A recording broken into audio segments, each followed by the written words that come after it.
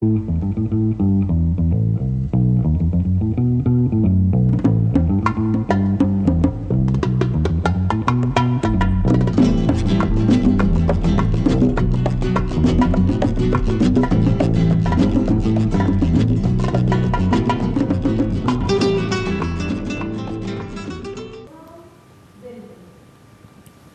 buenas tengan ustedes, amigas y amigos de nuestras comarcas, de la Sierra, del Andévalo y de la Cuenca Minera.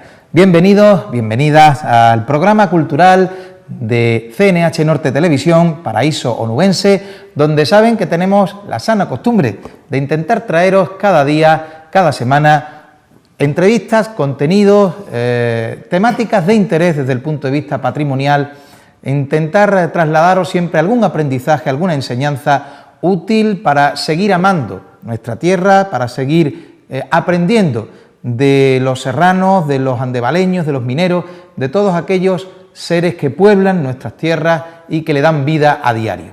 Hoy tenemos con nosotros dos temáticas muy distintas, pero que seguro que van a conformar un programa interesante.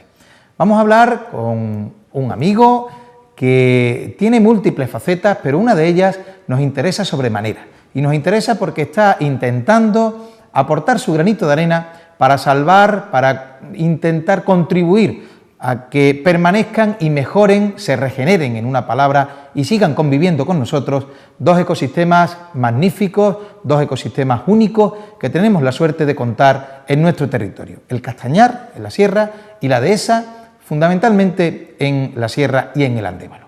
Él es Luis López de los Reyes. Muy buenas, Luis. Hola, ¿qué hay? Felicidades por tu trabajo, lo primero.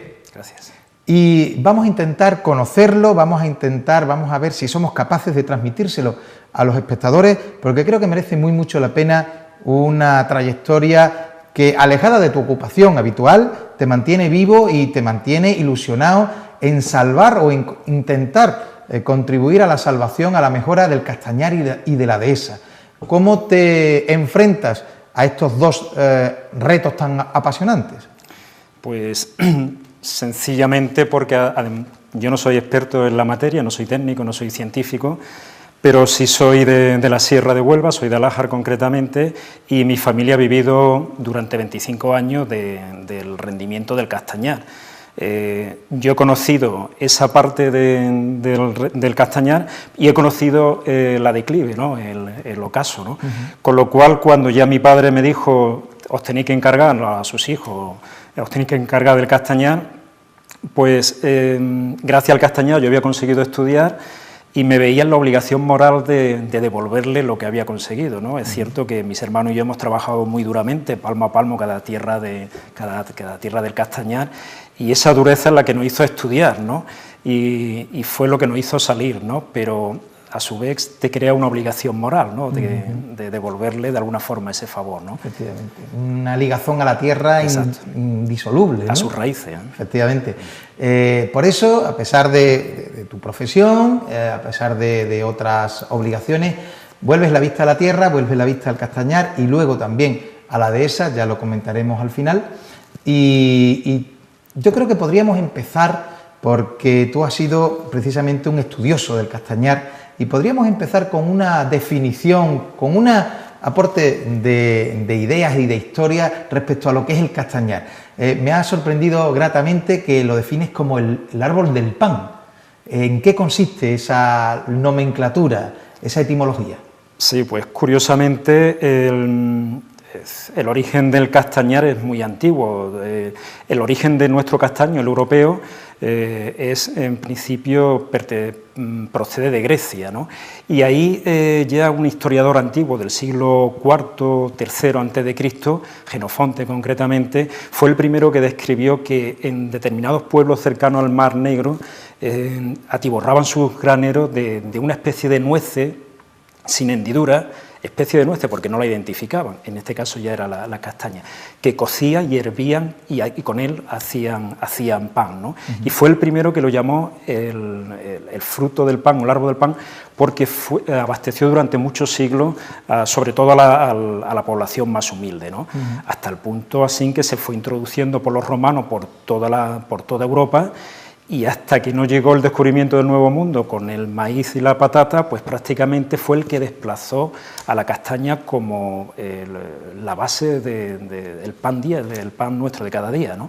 Y bueno, a pesar de que en el siglo XVI dejó de ser el pan de la clase, sin embargo, pasó a ser un manjar como un postre en la refinada clase francesa, ¿no?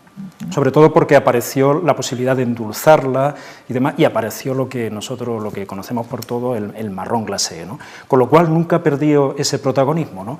Y yo le llamaba en mi presentación el árbol del pan de la sierra, porque aquí fue cuando el impulso definitivo fue en el siglo XVIII, se animó, se publicaron muchos bandos por parte de los ayuntamientos, municipios de toda la provincia de aquí, sobre todo de la sierra, animando a la gente que levantaran las viñas y cultivaran castaño, ¿no? Y lo cierto es que durante 2 siglos, del siglo XVIII hasta el siglo XX, que prácticamente estamos viendo el declive o el abandono progresivo, el castañar ha sido el árbol del pan, porque no solo era un sustento, un medio de vida para los propietarios de las propias fincas, sino además una fuente de ingreso para todos aquellos que trabajan por cuenta ajena, traducidos en peonada, ¿no? Ya sabíamos que el castañar era consustancial a nuestras vidas, pero el llamarle el árbol del pan, y además con ese fundamento histórico, yo creo que lo corrobora, ¿no? Y como tú bien dices, en el siglo XX, a finales, en ese último tercio del siglo XX, es cuando empieza a decaer este ecosistema, esta maravillosa unidad ambiental que tanto aporta a la provincia de Huelva. ¿Cuáles son las causas por las que crees que se produce ese declive y, por tanto, ese abandono o esa falta de atención a las explotaciones?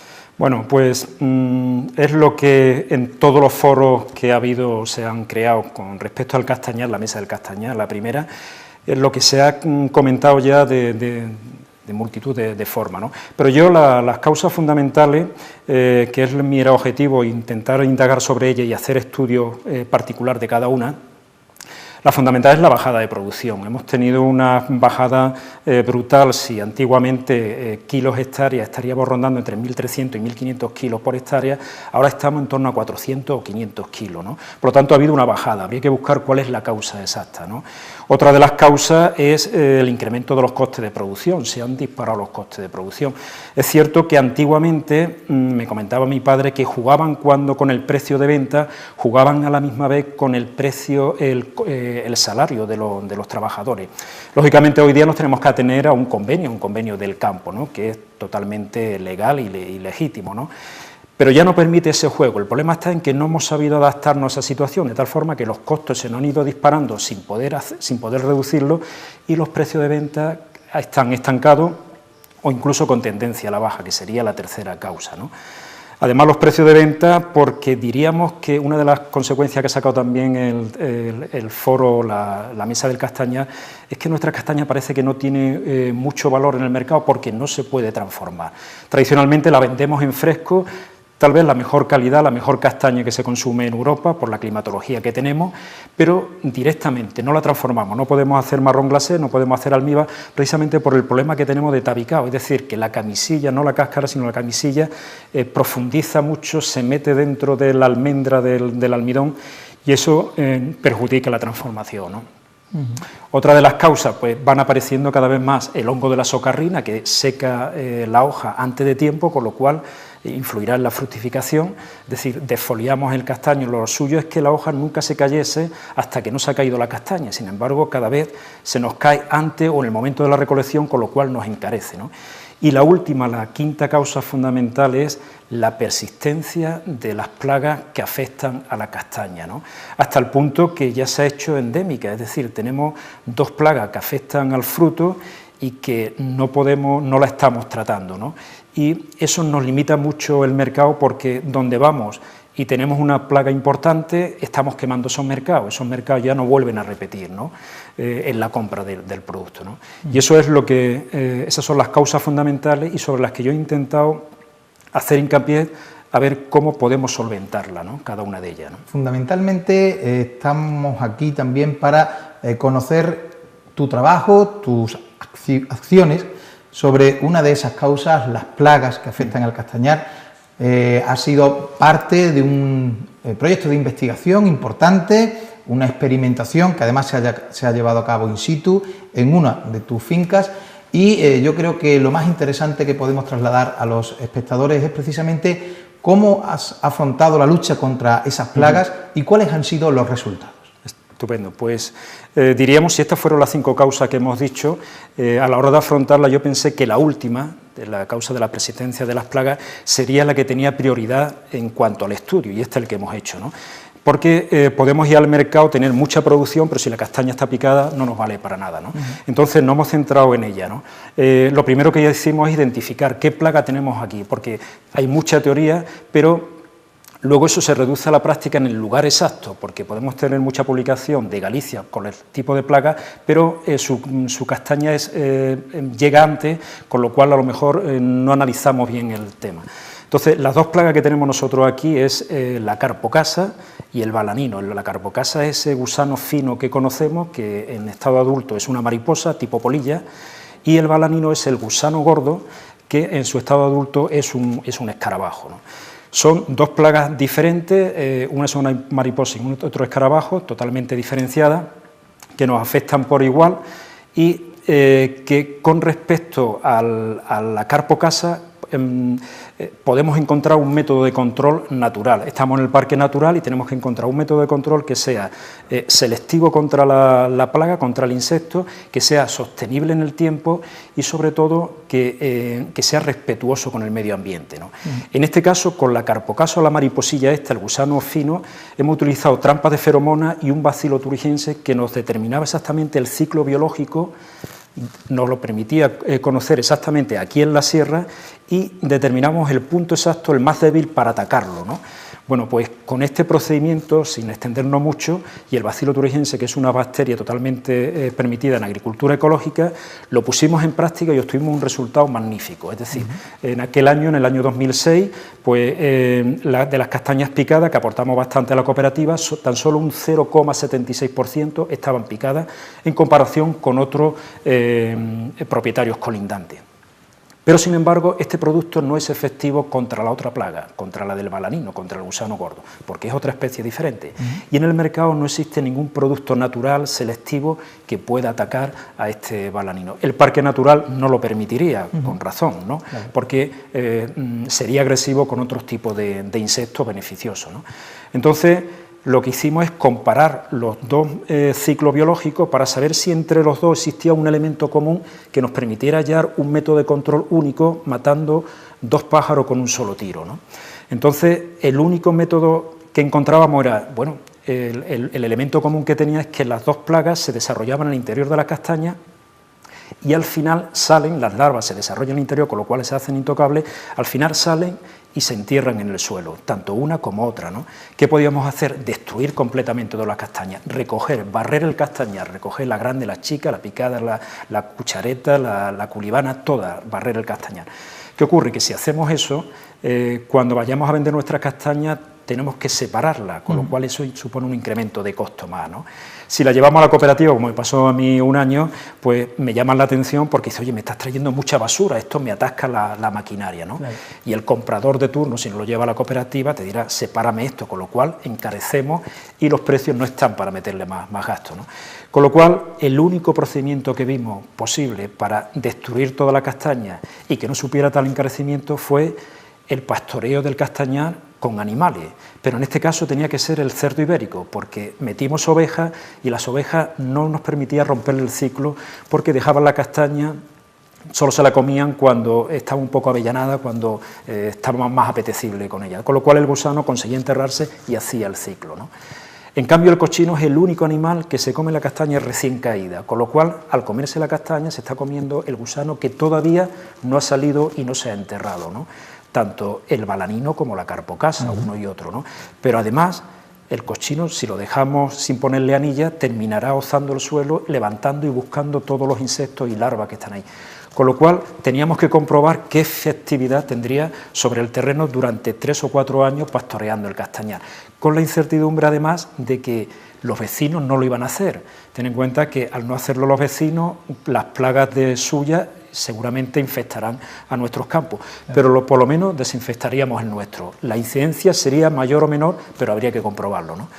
Eso fue lo que hicimos, y entonces ya puesto vamos a meter cerdos en el castañar, y dijimos, bueno, si ya vamos a meter cerdo en el castañar, desde el punto de vista culinario, organoléctico y nutricional, ¿cuáles serían las características de un jamón o de un lomo, de un cerdo ibérico puro engordado solamente con castaña? ¿Por qué? Preguntasteis si eran diferentes a las condiciones de la dehesa, que son las habituales. Exacto. Entonces, en ese planteamiento dijimos, bueno, sabemos que nuestros antepasados, mis padres y toda mi familia, lo hacían con castañas enzarzadas y tenían su categoría diferente, pero a nivel de laboratorio no teníamos ningún resultado, ¿no? Este era el momento, ¿no? Vamos a ver qué incidencia tenemos sobre las plagas y a la misma vez vamos a ver esas características nutricionales, organolépticas y culinarias de esos jamones o de esos productos engordados con castañas frescas directamente, ¿no? De tal forma que en el proyecto nos vimos con dos líneas de investigación, una el castañar y otra sobre el cerdo ibérico, que responden a dos realidades muy diferentes, que nosotros aquí en la sierra la concebimos como si no tuvieran nada que ver, y que nuestro proyecto al final se unen en un punto, hasta el punto que nos hizo sospechar si realmente a lo mejor existe una simbiosis entre los dos, ¿no? Entendiendo como simbiosis esa relación estrecha entre dos organismos diferentes y de la cual se pueden beneficiar mutuamente, ¿no? Y esos son los resultados. Posiblemente además hicisteis científico, aflorasteis algo que aquí se lleva haciendo mucho tiempo en determinadas explotaciones, pero quizás no se sabía cuáles eran los efectos. Exacto. Simplemente no salía mal o salía incluso mejor que el del vecino, pero habéis dado con las claves como para demostrar empíricamente que es útil y positivo ese pastoreo del cerdo en el castañar, además de la dehesa. Exacto. Resultado primero, ¿ha conseguido detener las plagas? Efectivamente, durante 3 años han estado pastoreando, hemos estado un poquito más, pero los 3 años que se han hecho las pruebas, hemos conseguido reducir la plaga, no es efectiva al 100%, por aquello de que los vecinos también puede venir de fuera, o realmente no se puede conseguir ese 100%, pero hemos conseguido mantener la plaga en torno a un 10, un 12%. Comparándolo con los vecinos, por ejemplo, el primer año, en el 2011, pues los vecinos tuvieron en la cooperativa de Testor, en torno a un 50 o un 60% de castañas picadas, ¿no? Con lo cual ya es interesante. Las plagas se desarrollan más o menos en función de la climatología. Al año siguiente hubo menos incidencia a nivel general y nosotros mantuvimos. Pero nosotros hemos hecho una prospección castaña por castaña, una a una, ¿no? Que no es lo mismo que una sensación de ver en el montón picadas o no picadas, sino hay que partirla y ver realmente. Por lo tanto, en 3 años podemos decir que el efecto ha sido muy positivo. Hemos mantenido a unos niveles que a nivel de agricultura ecológica sería aceptable por el mercado, porque te permite en torno a un 10%, ¿no? Entre un 10 y un 12%, ¿no? Y con respecto a la parte del cerdo ibérico... resultado, ¿cómo han salido esos cerdos? Porque claro, la explotación agropecuaria y la explotación porcina habitualmente se da en la dehesa para conseguir esa calidad suprema que dan las dehesas de la provincia de Huelva.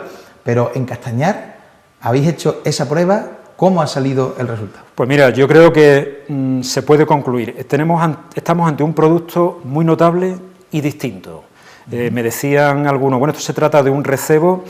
Yo no lo llamaría así, ¿no? Porque es cierto que si analizamos la composición de la bellota, de la castaña, el oleico que tiene la bellota no lo tiene la castaña, por lo tanto, a ese aspecto, a esa parte de la norma de calidad donde dice que el oleico, la castaña nunca va a llegar, porque el cochino transforma lo que come, ¿no?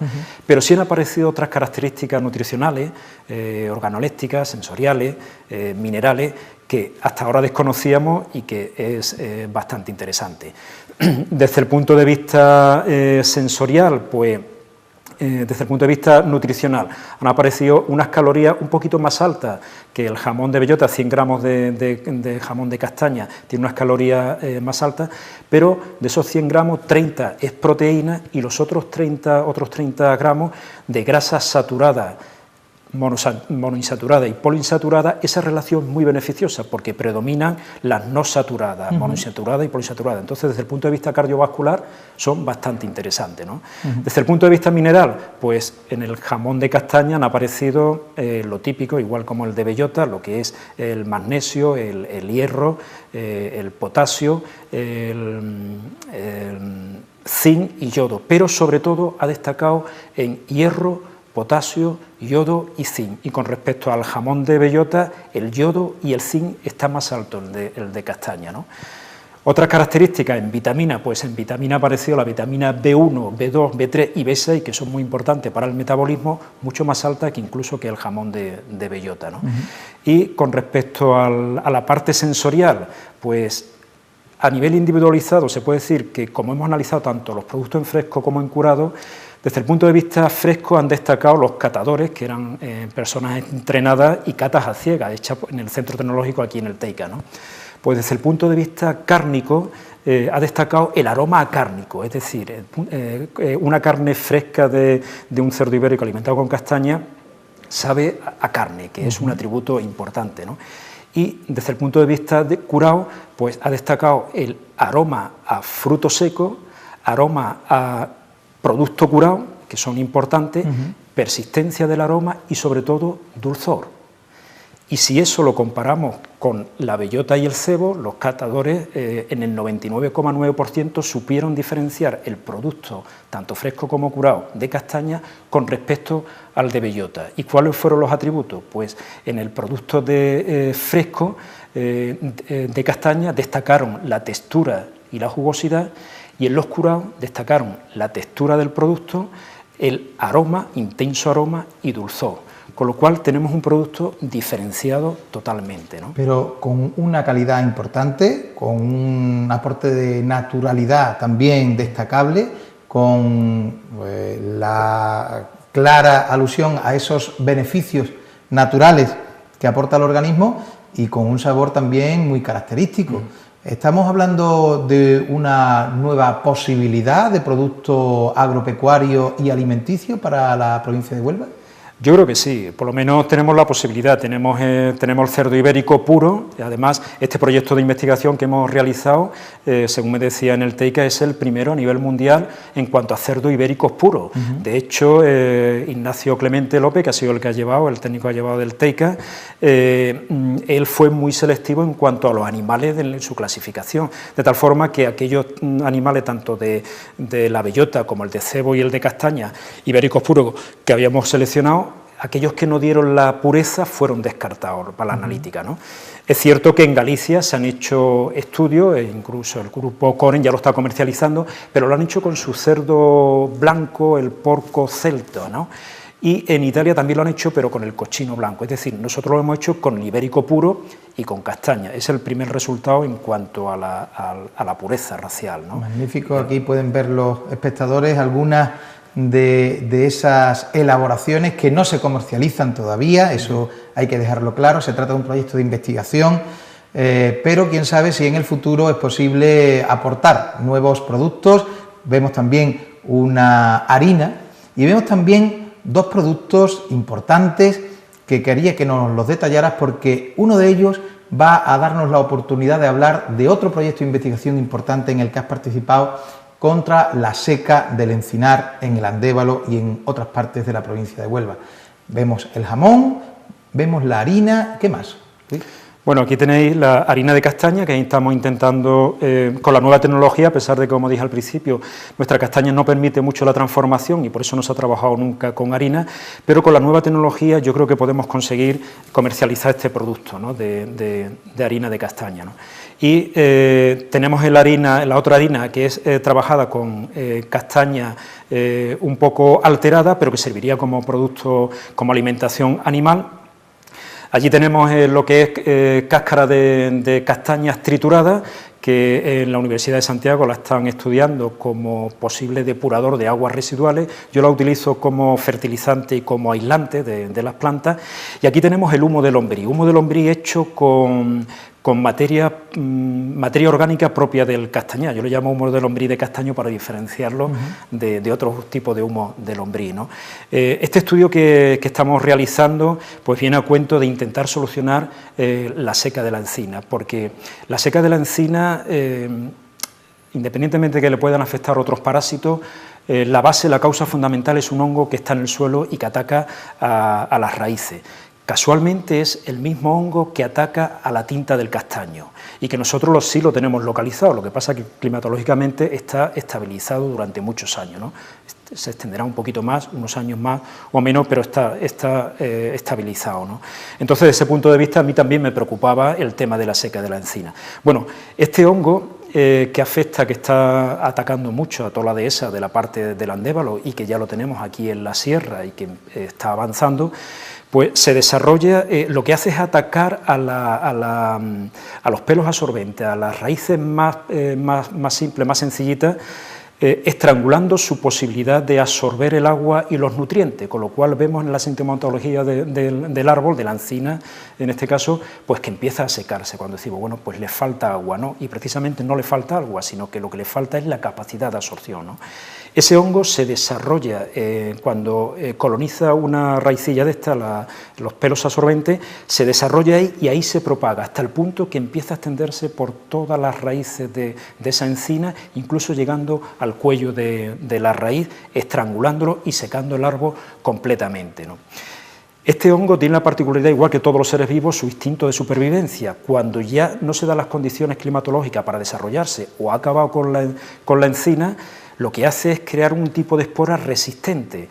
Las esporas estas que están avanzando suelen tener varias semanas solamente de vida, ¿no? Pero crean unas esporas más resistentes que duran varios meses y que están ahí a la espera de que alguien, nosotros pisándola a través de nuestros propios zapatos o un animal a través de su pezuña, la traslade a un punto donde sea idóneo para desarrollarse, ¿no? ¿Y cuáles son las condiciones? Pues una humedad en el suelo, unas temperaturas superiores altas, en torno a 25 superior grado, que el suelo sea ácido y lo fundamental es que se traslada o transporta básicamente a través del agua. Por eso las primeras encinas que caen son aquellas que están en cierta zona de vaguada, ¿no? Donde hay mucha humedad. Ahí es donde se desplazan perfectamente, ¿no? Entonces, conociendo ese sistema, ¿qué es lo que ha hecho la Universidad de Córdoba, con la que yo he estado en contacto preocupándome por el tema mío, ¿no? Bueno, pues ellos han analizado todo ese ciclo y han determinado que lo fundamental sería cambiarle el pH a la tierra. Si este hongo necesita un pH ácido, pues vamos a encalar la tierra para darle un poco, subir el pH más alcalino y de forma que el hongo no consiga sobrevivir. Con lo cual sí lo han conseguido en parte. He comentado que este hongo tiene diferentes fases de vida. Bueno, pues en no todas las fases es efectivo, ¿no? Ellos han trabajado siempre con cal, yeso, cal agrícola, diferentes fórmulas químicas, ¿no? Y han tenido éxito, ¿no? ¿Qué ocurre? Que esto ya es un tema preventivo. Cuando ya estamos en una infesta bastante importante es difícil curarlo, salvo que se coja al instante, ¿no? Estamos viendo que para la palmera se utiliza una especie de producto que se inyecta, que es fosfato potásico, y eso parece ser que es efectivo contra las encinas, pero parece ser un poco caro y hay que estar muy persistente y cogerlo a tiempo, ¿no? Con lo cual, lo que yo he propuesto a la Universidad de Córdoba es que si esas son las condiciones necesarias, ese es el ciclo del hongo, el humo de lombriz lo que hace es que las lombrices crean una materia orgánica que es totalmente neutra, con lo cual no le facilitamos el desarrollo del hongo, ¿no? Además, el humo de lombriz tiene una colonia de bacterias y hongo beneficioso que lo que hace es colonizar las raicillas y impiden que venga el patógeno, el otro hongo, el hongo de la seca de la encina, ¿no? La lombriz tiene la particularidad de que no contrae enfermedades, porque desarrolla un antibiótico por su cuerpo precisamente porque se desenvuelve en estiércol, ¿no? De tal forma que la galería que va abriendo y por la cual luego las raicillas de los árboles van encontrando posibilidad de extenderse, la va impregnando de ese antibiótico que le supone un beneficio para el árbol. De hecho, en lugar de ponérselo en la raíz, en el tronco, se lo estamos poniendo ya en la propia raíz, ¿no? Y luego además otra de las características del tema de las lombrices, pues bueno, esa materia orgánica que es capaz de, esas bacterias que son capaces de competir con el resto de los otros hongos, ¿no? ¿Todo positivo entonces? Todo positivo. Esto es una prueba que hemos hecho con el hongo de la socarrina nuestra, que he dicho anteriormente, pero no tenemos la analítica a nivel de laboratorio. Córdoba no lo puede desarrollar ahora porque se encuentra en una situación difícil en cuanto a presupuesto, pero la idea la ha retomado la Facultad de Farmacia de Sevilla, está interesada por el tema y vamos a ver si, igual como este proyecto que lo hemos llevado al laboratorio, podemos llevarlo también al laboratorio colaborando aquí con el TEICA, ¿no? Y a ver si conseguimos por lo menos pararla y desarrollar la tecnología de la lombricultura, que es bastante interesante, ¿no?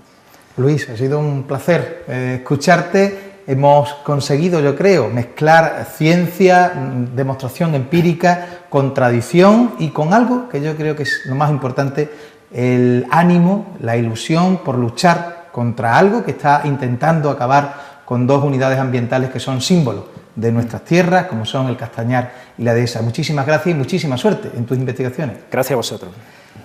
Unos minutitos de pausa solamente y enseguida volvemos en Paraíso Onubense.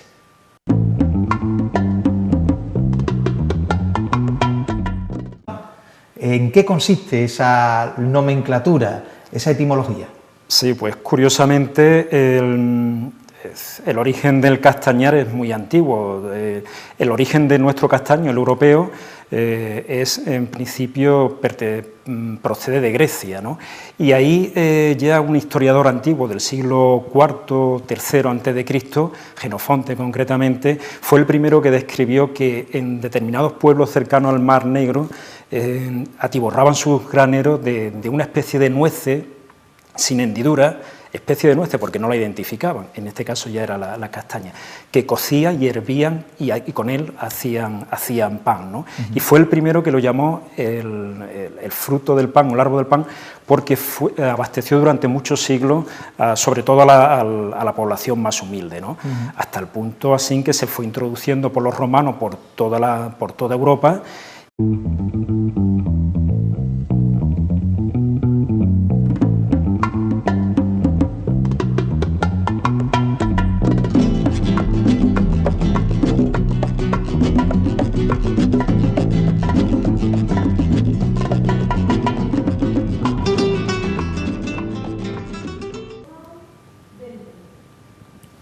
Muy buenas tengan ustedes, amigas y amigos de nuestras comarcas, de la Sierra, del Andévalo y de la Cuenca Minera. Bienvenidos, bienvenidas al programa cultural de CNH Norte Televisión, Paraíso Onubense, donde saben que tenemos la sana costumbre de intentar traeros cada día, cada semana, entrevistas, contenidos, temáticas de interés desde el punto de vista patrimonial, intentar trasladaros siempre algún aprendizaje, alguna enseñanza útil para seguir amando nuestra tierra, para seguir aprendiendo. Vamos a ver si somos capaces de transmitírselo a los espectadores, porque creo que merece mucho la pena una trayectoria que, alejada de tu ocupación habitual, te mantiene vivo y te mantiene ilusionado en salvar o en intentar contribuir a la salvación, a la mejora del Castañar y de la Dehesa. ¿Cómo te enfrentas a estos dos retos tan apasionantes? Pues sencillamente porque yo no soy experto en la materia, no soy técnico, no soy científico, pero sí soy de la Sierra de Huelva, soy de Alájar concretamente, y mi familia ha vivido durante 25 años del rendimiento del castañar. Yo he conocido esa parte del castañar y he conocido la declive, ¿no? el ocaso, ¿no? Con lo cual, cuando ya mi padre me dijo, os tenéis que encargar a sus hijos, os tenéis que encargar del castañar, pues gracias al castañar yo había conseguido... De los serranos, de los andevaleños, de los mineros, de todos aquellos seres que pueblan nuestras tierras y que le dan vida a diario. Hoy tenemos con nosotros dos temáticas muy distintas, pero que seguro que van a conformar un programa interesante. Vamos a hablar con un amigo que tiene múltiples facetas, pero una de ellas nos interesa sobremanera. Y nos interesa porque está intentando aportar su granito de arena para salvar, para intentar contribuir a que permanezcan y mejoren, se regeneren en una palabra y sigan conviviendo con nosotros dos ecosistemas magníficos, dos ecosistemas únicos que tenemos la suerte de contar en nuestro territorio. El Castañar, en la sierra, y la dehesa, fundamentalmente en la sierra y en el Andévalo. Él es Luis López de los Reyes. Muy buenas, Luis. Hola, ¿qué? Felicidades por tu trabajo, lo primero. Gracias. Y vamos a intentar conocerlo, vamos a intentar... He conseguido estudiar y me veía en la obligación moral de devolverle lo que había conseguido, ¿no? Es cierto que mis hermanos y yo hemos trabajado muy duramente, palmo a palmo, cada tierra del Castañar, y esa dureza es la que nos hizo estudiar, ¿no? Y fue lo que nos hizo salir, ¿no? Pero a su vez te crea una obligación moral, ¿no? De devolverle de alguna forma ese favor, ¿no? Efectivamente, una ligazón a la tierra indisoluble, ¿no? A sus raíces, ¿eh? Efectivamente. Por eso, a pesar de tu profesión, a pesar de otras obligaciones, vuelves la vista a la tierra, vuelves la vista al Castañar y luego también a la dehesa, ya lo comentaremos al final. Y yo creo que podríamos empezar, porque tú has sido precisamente un estudioso del Castañar, y podríamos empezar con una definición, con un aporte de ideas y de historia respecto a lo que es el Castañar. Me ha sorprendido gratamente que lo defines como el árbol del pan.